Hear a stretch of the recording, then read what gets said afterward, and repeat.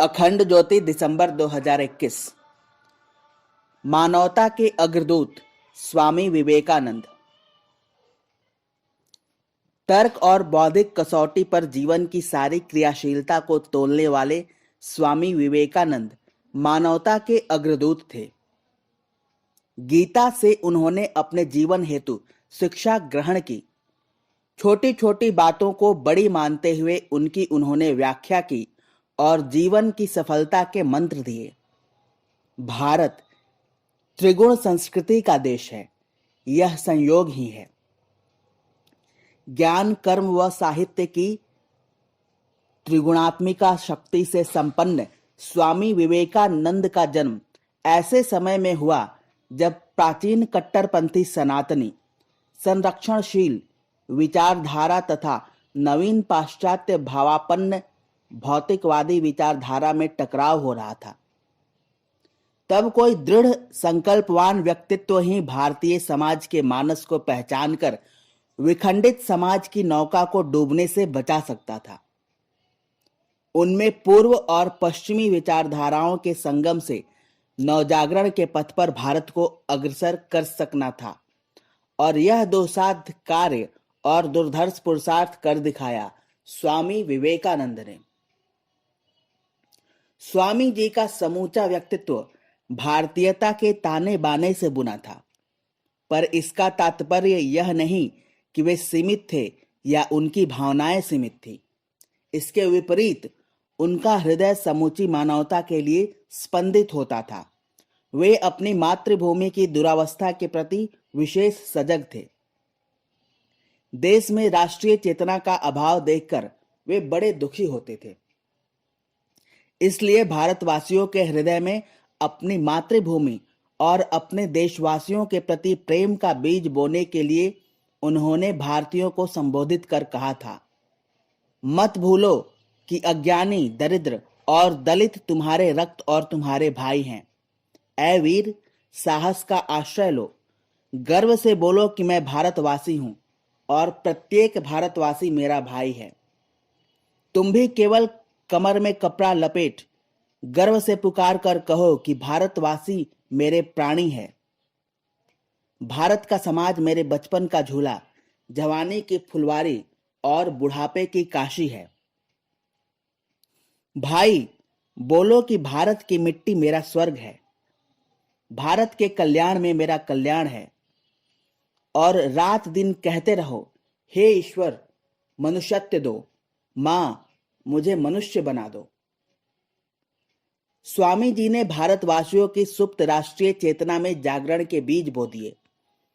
उन्होंने भारत की गरिमा का गुणगान ही नहीं किया, बल्कि उस गरिमा की पुनः प्राप्ति का मार्ग भी प्रशस्त किया। उन्होंने कहा था, जो अपने आप पर विश्वास नहीं करता वह नास्तिक है।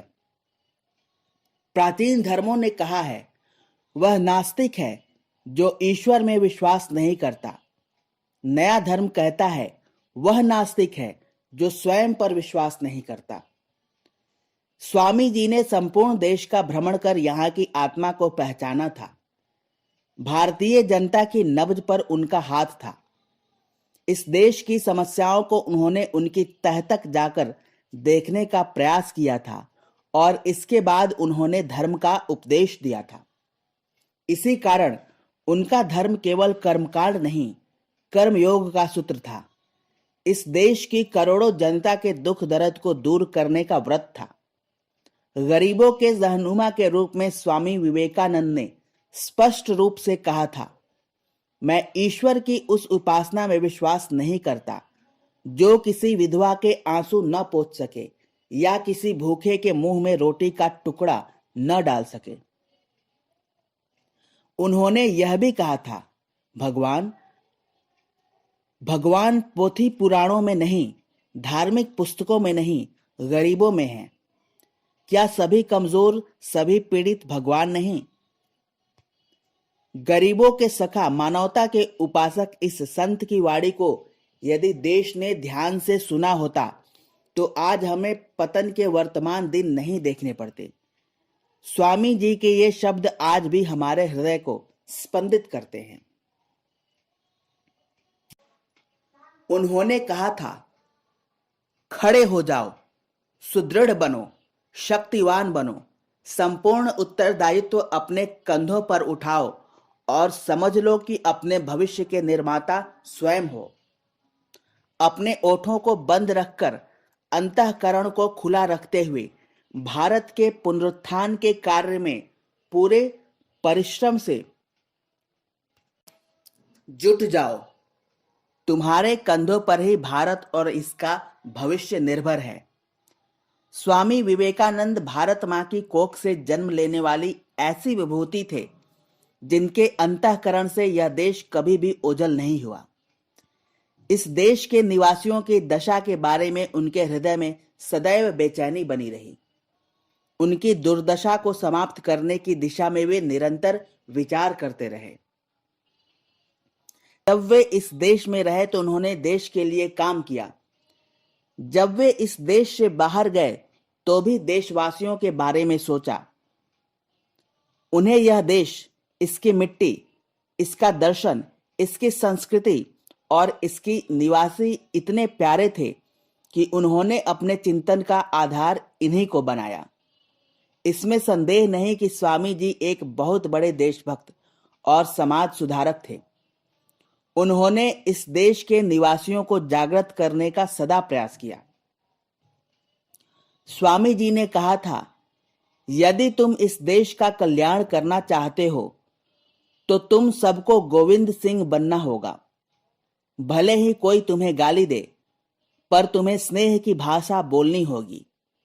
यदि कोई तुम्हें धक्का दे तो तुम्हें उस शक्तिशाली सिंह गोविंद सिंह की तरह मृत्यु की गोद में चुपचाप सो जाना होगा। ऐसा ही व्यक्ति सच्चा भारतीय कहलाने का अधिकारी है। काश हमने स्वामी जी के अंतःकरण की वेदना को समझा होता। स्वामी जी के मन और मस्तिष्क में हमेशा भारत और भारत का भविष्य ही चक्कर काटते रहते थे।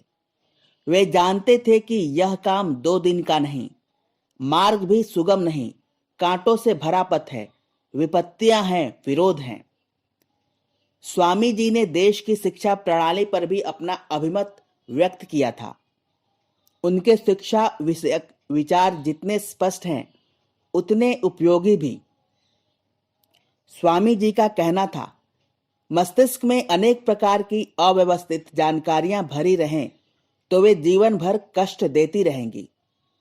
आज हमें ऐसी शिक्षा की जरूरत है जो हमारे आने वाले जीवन को व्यवस्थित करे, जो हमें पुरुषार्थ प्रदान करे, जो हमारी शुभ प्रवृत्तियों को सबल बनाए।